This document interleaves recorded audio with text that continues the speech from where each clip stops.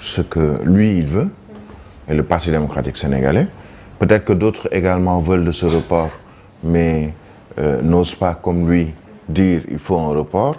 Mais ce qui est constant, c'est qu'on doit aller vers cette présidentielle du 25 février avec, même si on nous dira que le processus électoral est biaisé du fait du Conseil constitutionnel, c'est en tout cas ce que soupçonne le Parti démocratique sénégalais qui, hier, a porté le combat au sein de l'hémicycle pour justement la mise sur pied de cette commission d'enquête parlementaire, accompagné dans ce combat par le parti au pouvoir ou la coalition au pouvoir Benno Bokk Yakaar, et finalement qui n'a pas eu également ou qui n'a pas eu l'onction d'une partie de l'opposition, à savoir avec Yewwi Askan Wi. Mais est-ce qu'un report doit être aujourd'hui à la une de l'actualité, qu'on nous parle de report de la présidentielle, alors que, bon, nous sommes jeudi, vendredi, samedi à 0h, démarre la campagne électorale pour la présidentielle du 25 février. Et on l'a rappelé, et je vais encore le rappeler, pour la première fois dans l'histoire du Sénégal, on se retrouve avec 20 candidats pour une élection présidentielle. Karim Wade n'a pas été le seul à être spolié, comme il le dit. Il y a eu un groupe de 49 autres candidats qui s'est également allié pour dire on nous a spoliés, on a volé nos parrains, on a volé notre droit d'aller vers une élection présidentielle. D'autres Sénégalais, pas moins méritants que Karim Wade, ont également été spoliés ou se jugent ou se disent spoliés par rapport à cette élection présidentielle par le Conseil constitutionnel, notamment dans les opérations de contrôle des parrainages.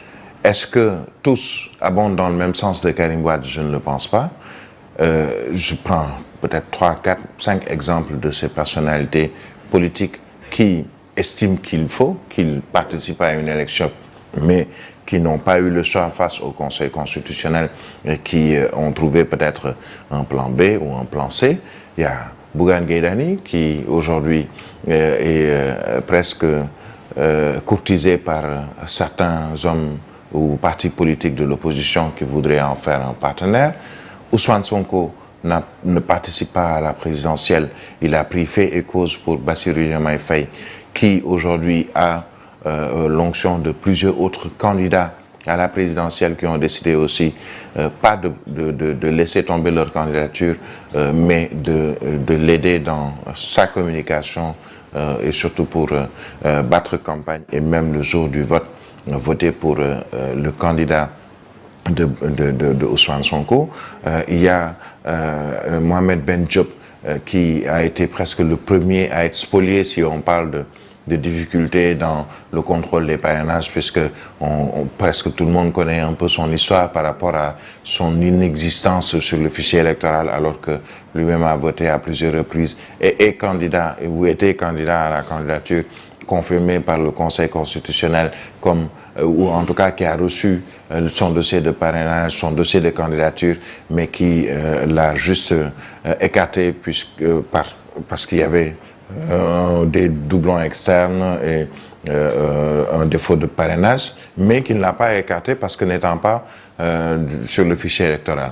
Et d'autres encore, pour ne pas citer peut-être tous ceux qui ont été ou qui se disent spoliés par le Conseil constitutionnel. Mais est-ce que cela doit être une raison ou un prétexte pour reporter une élection présidentielle, ce qui serait une première au Sénégal? On a vécu des situations, disons, difficiles ou compliquées.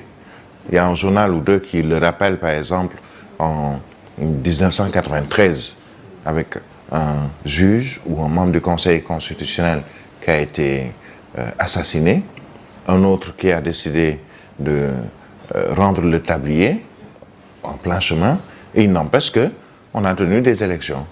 En 1962, ou 68 plutôt, ou durant les années 63 si je ne m'abuse, entre Mamadou Dia et Léopold Sédar Senghor. Pardon? 62 et 93. Oui, 62. Il y a eu une situation qui a poussé certains à parler même d'une crise institutionnelle. On est à l'aube d'une crise institutionnelle. C'est ma conviction et je l'ai dit depuis déjà une semaine. quand je dis à l'aube d'une crise institutionnelle, on a vu les réactions hier des députés et de la majorité, disons majorité étriquée, mais de la coalition au pouvoir et de l'opposition, même cette opposition qui n'a pas voté pour l'ouverture de cette ou la résolution pour la création de cette commission d'enquête parlementaire. Tous les députés ont eu un seul mot à l'encontre du Conseil constitutionnel ou du pouvoir judiciaire ou entre autres pour leur dire, écoutez, quand vous avez besoin que l'on lève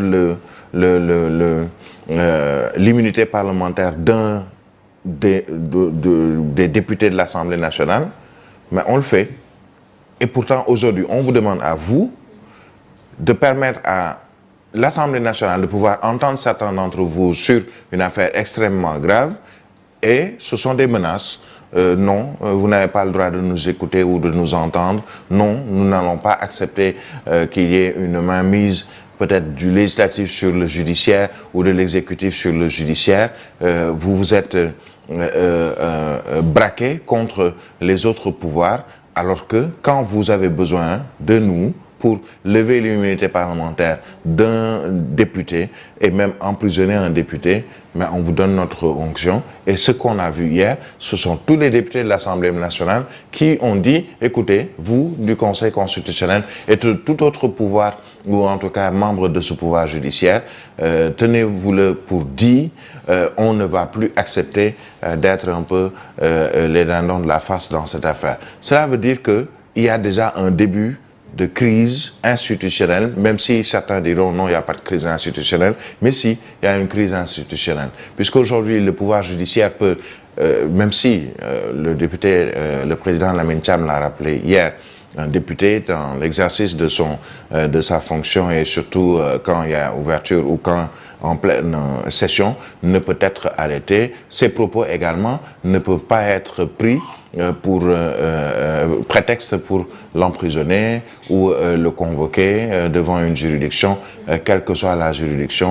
Conseil constitutionnel ne convoque pas de toutes les façons et n'a pas un pouvoir juridictionnel comme les cours et tribunaux où il s'agit de